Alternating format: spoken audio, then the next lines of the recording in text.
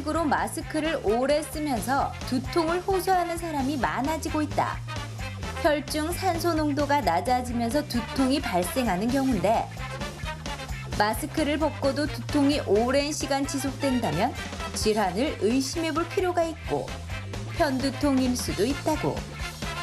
편두통은 워낙 흔하다 보니 대수롭지 않게 여기는 경향이 있는데 제대로 치료하지 않고 방치하면 진통제 복용은 느는데 오히려 편두통은 악화될 수 있다고. 건강 A to G 이번 시간에는 지끈지끈 지긋지긋한 편두통에 대해 알아보자. 네, 평생을 살아가면서 감기에 한 번도 걸리지 않는 사람은 아마 없을 겁니다. 그런데 두통도 마찬가지라고 합니다. 네, 저도 조금만 신경 쓰면 머리가 정말 지끈지끈 아픈데요. 네. 이 현대인들에게 두통은 때려야 뗄 수가 없는 만성 질환이죠. 네. 오늘 건강 A2G 시간에는 두통 가운데서도 네. 통증이 심한 편두통에 대해서 자세히 알아볼까 합니다. 네. 오늘 도움 말씀 주실 분 나와 계신데요. 네. 신경과 전문의 배성윤 과장 나오셨습니다. 안녕하십니까? 안녕하십니까. 네. 우리가 흔히 이제 주변에 보면은 두통, 편두통 때문에 고생하시는 분들이 참 많이 계신 것 네. 같습니다. 먼저 과장님, 편두통이 어떤 질환이고 얼마나 많은 분들에게 나타나고 있는지부터 좀 소개를 해주시죠. 네, 먼저 편두통을 설명하기 전에 두통 질환에 대해서 보시면은 크게 1차 두통과 2차 두통으로 나뉘게 됩니다. 2차 두통은 말 그대로 이제 뇌혈관 질환이나 뇌종양 또는 뇌염, 외상, 약물 등에 의해서 다른 원인이 있기 때문에 생기는 두통이고요. 다른 원인 질환이 특별히 없이 두통 자체가 질환이라서 그 양상에 따라 분류하는 질환을 원발 두통 내지는 1차 두통이라고 얘기를 하는데 그중에 가장 대표적인 것이 편두통이 되겠습니다. 따라서 1차 두통인지 2차 두통인지 병력 조사와 적절한 영상 검사를 통해서 감별을 해야 되겠고, 편두통은 세계보건기구에 따르면 전 세계 두통의 1년 유병률은 약 46%, 그중에서 편두통은 11%나 차지할 정도로 높습니다. 유병률을 보시면 여성이 남성보다 좀 더 많은데요. 여성은 10에서 20%의 유병률을 보이고 주로 25세에서 55세 사이에 분포를 하며 남성의 경우는 약 3에서 7% 정도의 유병률을 보입니다. 편두통은 영어로 마이그레인인데요. 이것은 기원전 200년 전에 그리스어로 한쪽 머리의 통증, 헤미크레니온이라는 뜻의 단어에서 유래가 되었는데 앞서 말씀드린 대로 두통에 다른 특별한 원인 질환이 없는 원발 1차 두통입니다. 한마디로 편두통을 정의하자면 어떤 선행 증상이 있으면서 일부 환자에게서는 뒤에 설명드릴 조짐 증상이 있고 특징적인 두통 양상과 함께 위장관 및 신경학적 증상이 반복적으로 재발하는 1차 두통이라고 설명드릴 수 있겠습니다. 편두통은 월 기준으로 15일 이상이 되면 만성 편두통으로 분류하게 되고 15일 미만인 경우에는 사파성 편두통으로 분류가 되는데 쉽게 말해서 재발하는 특징을 가지고 있고 가족력, 그러니까 유전 소인이 존재합니다. 그리고 환자의 그 환경에 따라서 두통이 유발되거나 악화되기도 하는데 여기에는 수면 습관이나 식사 습관, 그리고 특정 음식, 날씨, 빛, 냄새, 소리, 스트레스, 여성분 같은 경우에는 월경 주기 등이 영향을 줄 수 있겠습니다. 네, 편두통은 자주 재발할 수 있고 네. 특히 여성들에게 많이 생길 수 있다고 말씀해 주셨습니다. 네. 네, 이번에는 오해와 진실을 통해서 편두통에 관한 궁금증을 알기 쉽게 풀어보겠습니다.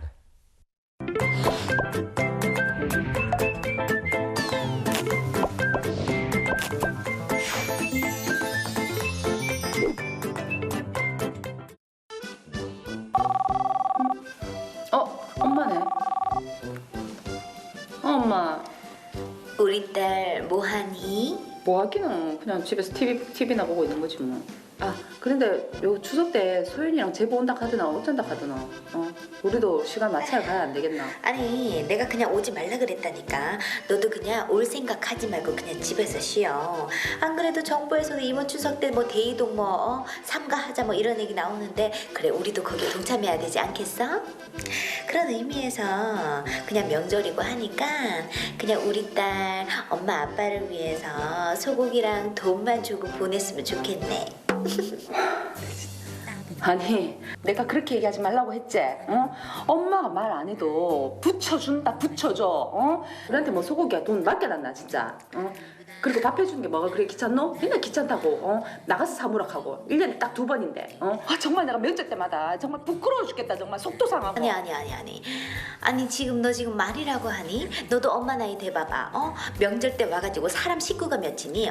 그렇다고 하루 만에 가는 것도 아니고 몇 날 며칠 있으면서 아침 점심 저녁 삼식이도 아니고 새끼 다 먹고 가고 그런데다가 이불도 내가 다 빨래를 해야 돼 청소도 내가 다 해야 되고 너의 손가락 깍딱 하나 그 설거지 도와주는 거 그게 단데 그거 가지고 그렇게 불만인 거니?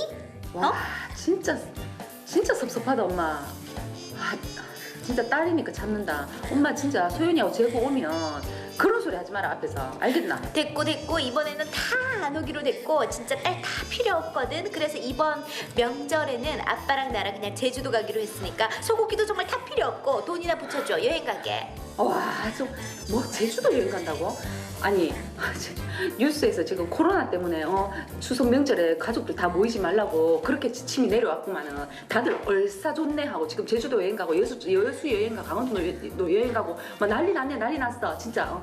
근데 엄마 아빠가 갈 줄은 몰랐네. 지금 코로나 때문에 난리인데 어딜 간다고 난리인데 엄마 지금 정신 차려라 제발. 진짜 정신 차리라고? 아니 지금 아니면은 제주도 여행을 또 언제 가겠니?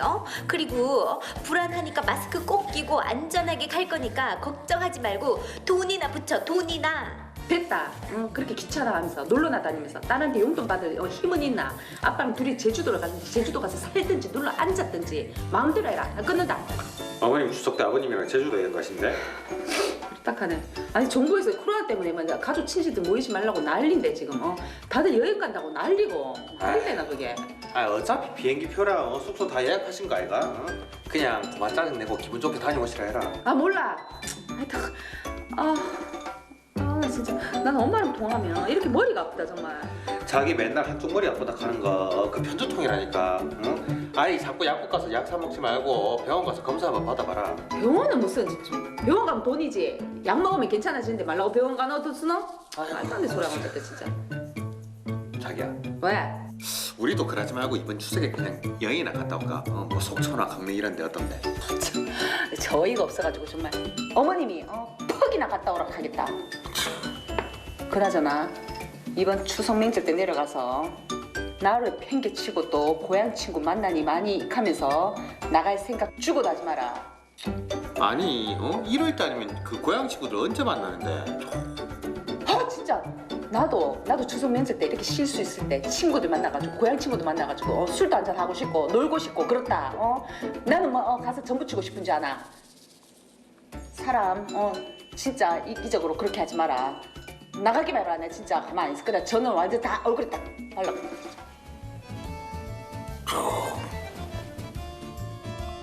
머리야.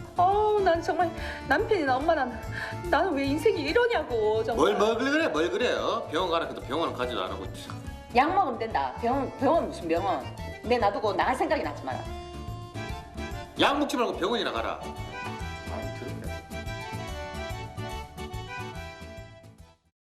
네, 오해와 네. 진실 첫 번째 질문 드립니다. 네. 양쪽 머리가 아프면 편두통이 아니다. 이렇게 생각하실 분들이 많이 계실 것 같은데요. 두 분 네. 정답이 O일까요? X일까요?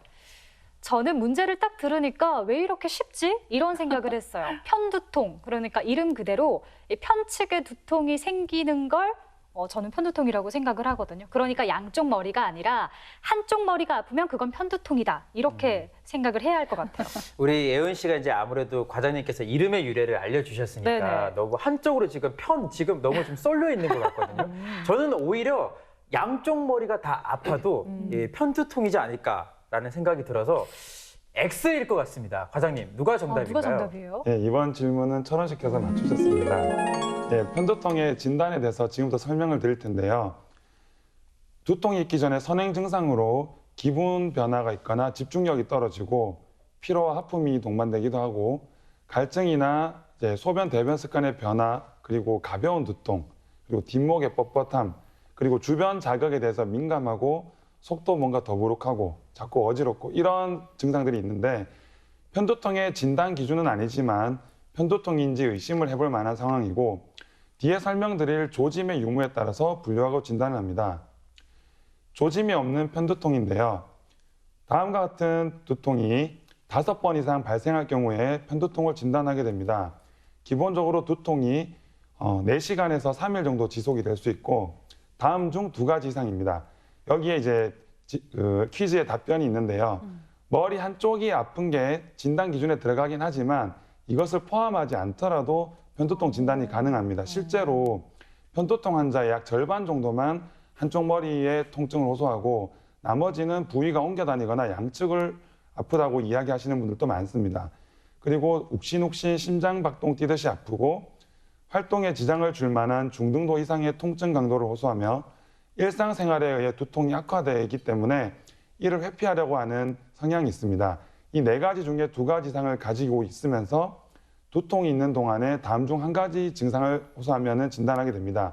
속이 메스껍거나 구토를 하고 또는 빛이나 소리에 굉장히 예민해져서 두통이 악화되면 편두통으로 생각할 수 있겠습니다. 조짐에 대해서 설명을 드릴 텐데요. 대뇌 피질, 그러니까 표면의 전기 활동이 감소하면서 국소적으로 뇌연료가 감소해서 발생하는 증상인데 대개 두통에 선행을 하게 되고 간혹 두통과 동시에 발생하기도 합니다. 5분 이상 서서히 발생해서 1시간 이내에 저절로 사라지게 되는데요. 옆에 그림에서 보시다시피 이렇게 시야가 뿌옇게 흐려지거나 아니면 앞에 흑점이 생기거나 어두운 환경에서 이렇게 암점, 성광처럼 불빛이 지그재그로 왔다 갔다 하는 이런 시야 증상이 특징적이고 드물게 이와 동시에 감각, 그러니까 손끝이 저리거나 언어장애나 마비 증상이 동반되기도 합니다. 이런 조짐이 있는 편두통은 2번만 있어도 편두통으로 진단할 수 있게 되는데요. 앞서 말씀드린 시야나 감각 혹은 말, 언어장애가 동반되어 있는 전형적인 조짐 편두통이 가장 흔하고 한쪽이 마비가 동반되는 운동조짐 편두통, 그리고 말이 어둔하거나 어지럼, 그다음에 이명이나 청력 이상, 겹쳐 보임, 보행장애, 의식저하 같은 증상을 동반하는 뇌관 조짐 편두통이 있습니다. 그리고 일시적인 한쪽 눈의 시력의 이상을 호소하는 망막 조짐 편두통이 있습니다. 그래서 조짐 편두통은 뇌혈관 질환이나 뇌전증과 반드시 감별이 필요하다고 하겠습니다.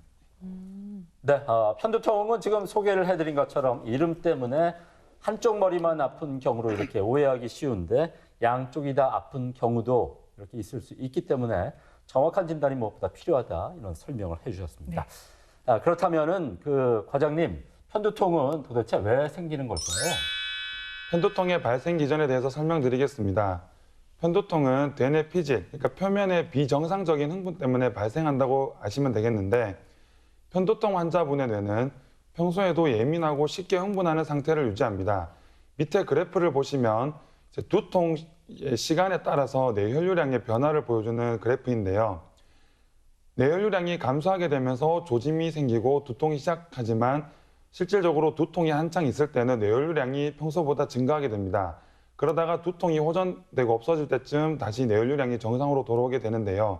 이 그래프를 잠시 눈여겨보시고 자세하게 설명을 드리자면 평소에 예민한 대뇌가 흥분되어 있는 상태인데 여기에 여러 가지 외부 자극, 스트레스나 아까 말씀드린 요인들이 있으면 일시적으로 대뇌 혈류가 감소하면서 조짐이 발생하고 이후에 대뇌 피질 주변의 혈관과 3차 신경이 자극되면서 염증 관련 물질이 분비가 되게 됩니다. 그러면서 세로토닌이라는 물질의 기능이 저하되고 이로 인해서 뇌혈관이 확장되고 뇌혈류가 증가되면서 두통이 심해집니다. 이렇게 되면은 뇌 통증센터가 흥분되면서 뇌가 두통이 왔다는 것을 인식하게 됩니다. 네, 과장님께서 앞서 설명을 하신 것처럼 이 편두통은 10명 중에 1명꼴로 발생할 정도로 굉장히 또 흔한 질환이잖아요. 저 같은 경우도 좀 어떤 거에 막 집중을 해서 스트레스를 받다 보면 머리가 가끔씩 좀 지끈지끈 아파오는데 저는 이럴 때마다 이런 생각을 했어요, 과장님. 만약에 좀 통증이 있다 싶으면 약국 가서 그냥 약 사 먹으면 되겠지라고 생각을 했는데 오늘 주제가 편두통, 약 보지 마세요라고 적혀 있더라고요. 그럼 약 보면 안 되고 편두통이 있을 때마다 병원을 가봐야 할까요? 여기에 대해서 설명드리도록 하겠습니다. 네. 편두통 치료는 크게 2가지로 나뉘게 됩니다.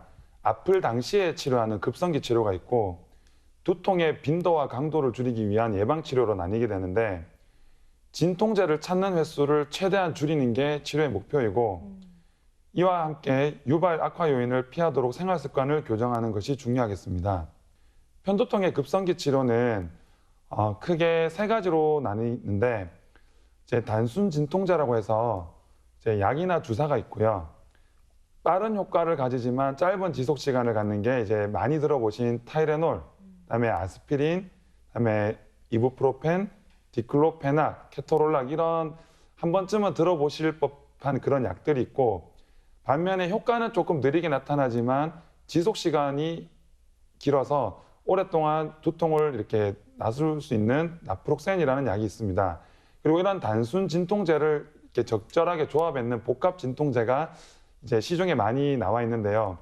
제가 이제 찾아보니까 이제 누구나 아실 만한 약들이 뭐 개보린, 펜잘, 내신, 판피린, 사리돈, 미가펜, 엑세드린, 마이드린 이런 게 있습니다. 약국에서 한 번쯤은 드셔보셨을 만한 약이고 이제 편두통의 기전 자체를 차단해주는 이제 특이약제로 트립탄과 에르고트라는 약이 있습니다. 급성기 치료로 경도의 편두통은 앞서 말씀드린 단순 진통제나 혹은 복합 진통제를 먼저 먹어보고 효과가 부족하면 편두통 특이약제로 넘어가게 되고요.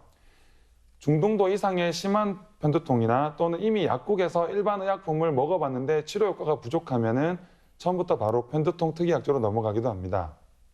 방금 보셨던 약들은 또 편두통 환자들이 많이 찾는 약이잖아요, 과장님. 근데 이분들이 고민을 하시더라고요. 혹시나 약을 계속 먹다 보면 약에 대해서 좀 내성이 생기지 않을까? 그래서 참다가 정말 머리가 아플 때 약을 드시는 경우가 있더라고요. 이게 맞는 경우인가요?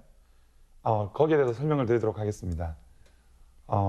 굉장히 중요한 치료의 원칙인데요. 편두통의 급성기 때는 두통 발생 초기에 가급적 빨리 먹는 게 가장 중요합니다. 왜냐하면 통증 자극이 말초에서 중추, 그러니까 뇌로 넘어가게 되면 효과가 급격히 감소하기 때문에 두통을 느낄 때 초기에 빨리 먹는 게 가장 효과가 좋습니다.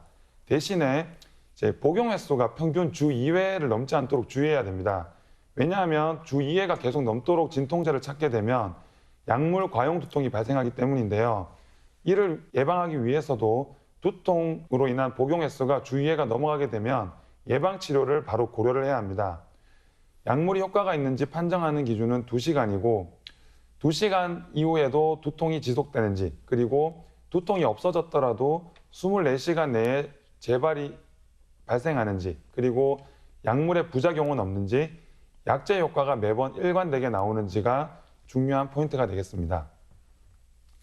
편두통 특이약제의 원리를 설명드리자면 아까 이제 편두통이 생기는 기전을 잠시 말씀드렸는데 그 염증 관련 물질의 분비를 억제를 하고 세로토닌이라는 물질의 저하가 편두통 발생에 중요한데 이 세로토닌의 기능을 항진시켜 줍니다. 그리고 혈관이 확장되면서 뇌혈류가 갑자기 증가해서 두통이 생기는데 이 혈관 확장을 막아서 수축을 시켜줌으로 인해서 전반적인 통증 전달을 차단시켜 주는 것이 원리이겠습니다. 편두통 특이약제는 크게 2가지로 나와 있는데 이제 에르고트와 트립탄이 있고 에르고트는 이제 국내에 시판된 약이 크게 크레민, 카펠큐 이런 약들이 있는데 트립탄보다 싸고 효과가 길지만 부작용이 조금 더 심해서 요새는 트립탄을 많이 사용하는 추세입니다. 국내에는 크게 5개가 시판되어 있는데 이제 이미그란이 가장 전통적이고 이제 연구가 많이 된 약인데 이미그란을 먼저 먹여보고 이미그란보다 이제 효과가 좀 더 빨리 나타났으면 좋겠다라고 환자분들께서 말씀하시면 이미그란보다 약효가 제대로 나타날 때까지 시간이 더 짧은 알모그란이나 조믹정을 사용하고 이미그란을 먹었는데 두통이 빨리 없어지지만 24시간 이내에 재발이 흔하다라고 호소를 하시면 이미그란보다 약효가 사라지는 시간이 훨씬 긴 나라믹이나 미가드를 이제 대체로 선택을 하면서 약을 조절하면 되겠습니다.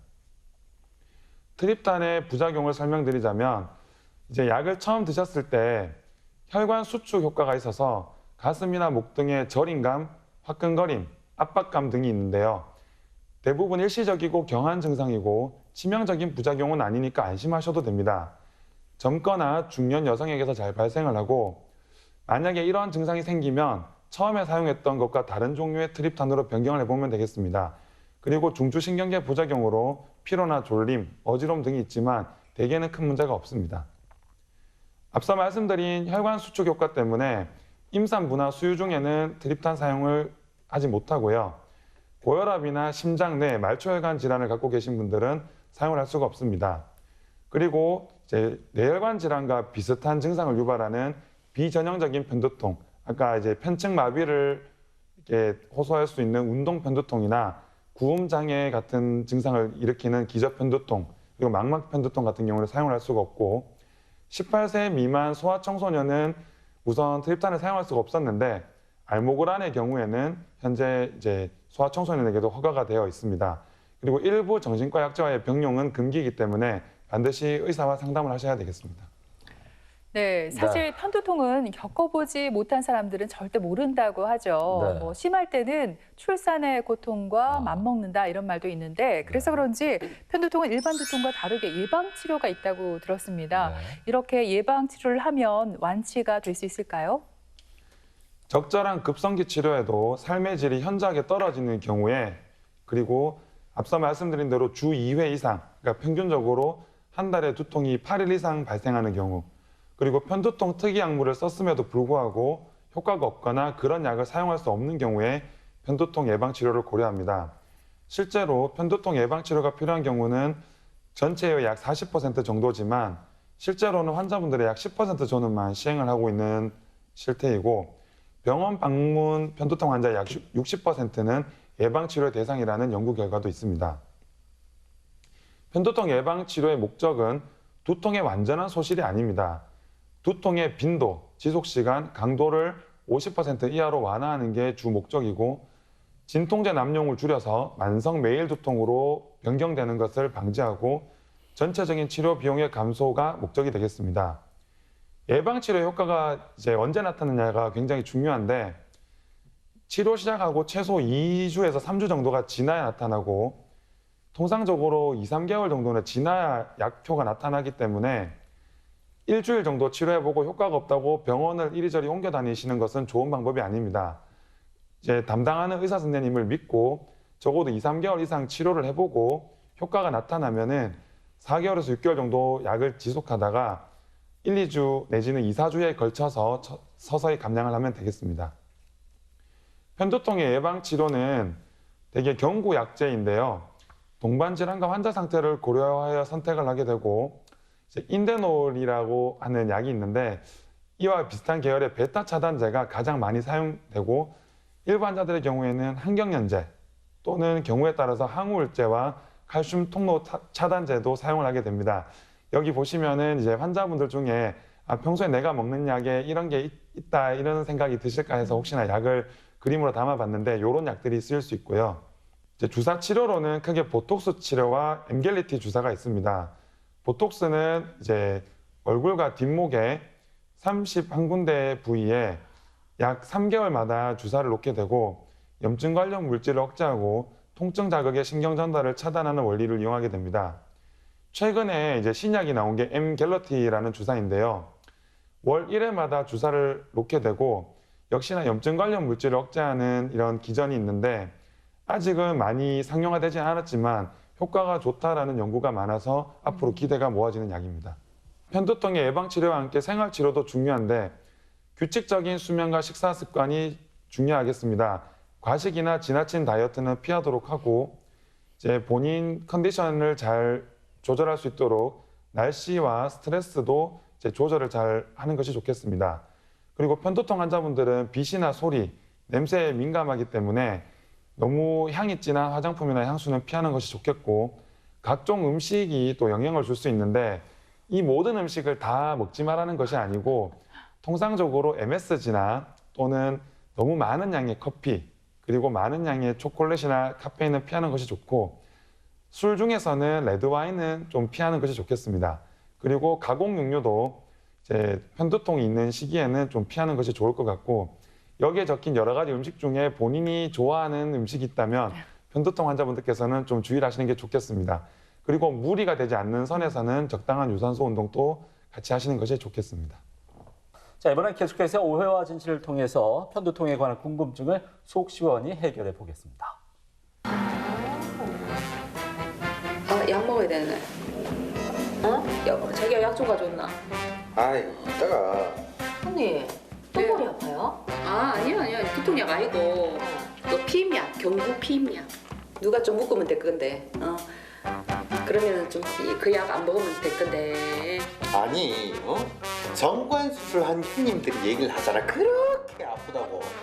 나는 절대 못한다. 곧 죽어도 못한다. 그러니까 자기가 그냥 시술 받던지 알아서 해라. 됐다. 하지 말자. 하는 거지. 그러고 선미 앞에서 못하는 말이 없다. 못하는 말이. 뭐 아가씨도 알 거 다 알고만은. 그래도 그래도. 맞아요. 내가 알 거 다 아는 그런 나이긴 한데 그래도 내 앞에서 조금 좀 조심해야 되지 않을까요? 근데 언니 경구피임약 먹는 사람이 두통약 먹고 막 이래도 돼요? 그거 계속 그렇게 먹으면 머리가 더 심하게 아프다던데.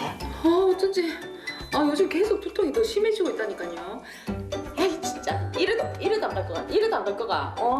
아니 맘카페 회원들이 이번에 이벤트 적용돼가지고 5만 원 할인해준다 하더라. 그냥 가서 오늘 이번에 끝내자. 아니 5만 원을 할인해주든 5천 원을 할인해주든 나는 절대 안 간다. 절대. 그럼 어떡하는데? 경구피임약 먹으면 편두통이 심해진다 하잖아. 내대로 죽으면 좋나? 아니 안 좋지. 아니 몰라 된다. 그냥 묶을 바에는 각방 쓰자. 각방.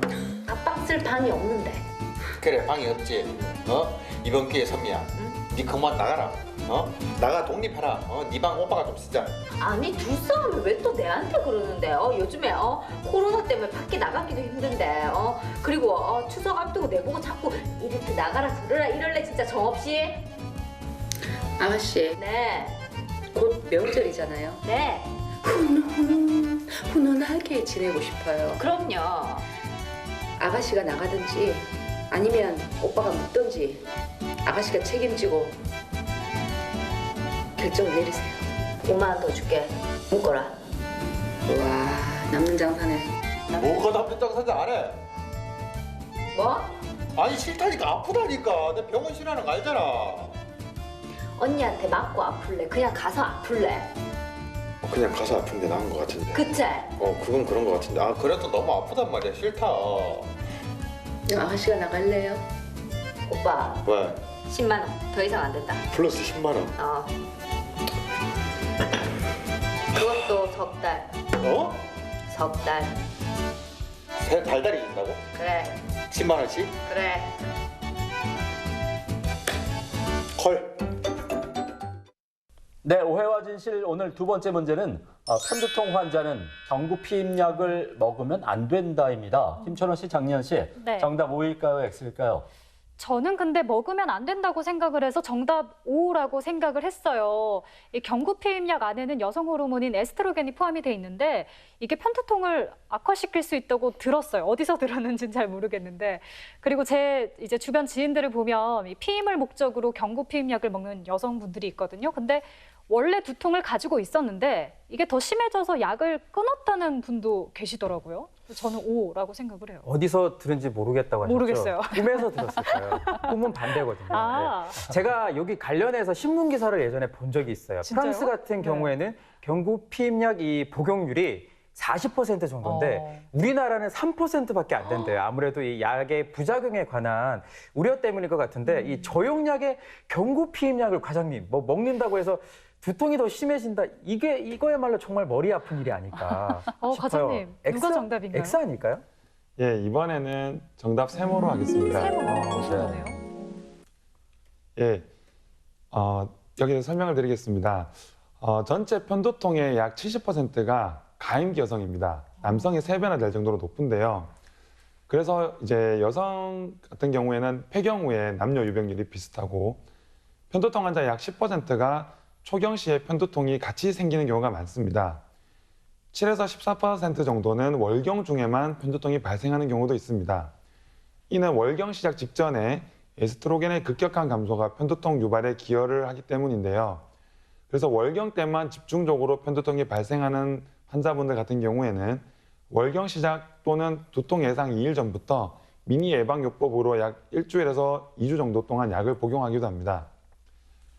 편두통 환자가 경구피임약을 복용하면은 약 3분의 1에서는 이제 편두통에 변화가 없고 3분의 1은 반대로 호전되기도 하지만 약 3분의 1은 악화가 되기도 합니다. 그래서 이제 아까 퀴즈에 대한 정답을 세모라고 뒀는데요. 천원 씨 말씀대로 경구 피임약은 이제 크게 에스트로겐, 프로게스테론 복합제가 있고 또 우리나라에는 없지만 프로게스테론 단독제제도 있는데 이런 복합제가 이제 크게 단상과 삼상 용량이 있습니다. 저용량 단상 용량을 먹었을 경우에는 부작용도 적고 편두통을 악화시킬 확률도 낮기 때문에 가급적 편두통이 심한 환자분들은 경구 피임약을 아예 못 먹는 것이 아니라 이제 저용량의 단상 용량을 먹는 게 좋고 국내에는 제가 알아보니까 20마이크로그램이 최저 용량으로 되어 있습니다. 그래서 이 함량 정도의 경구 피임약을 먹어보고 편두통이 악화되지 않는다면 절대 못 먹고 그러는 것은 아닙니다. 그리고 삼상 용량은 피하라고 되어 있는데 제가 알아보니 국내에는 삼상 용량이 특별하게 없는 것으로 알고 있어서 여기에 대해서는 별로 신경을 쓰지 않으셔도 되겠습니다. 임신 중에는 대부분의 환자분들이 이제 중기나 말기에 두통이 호전되고요.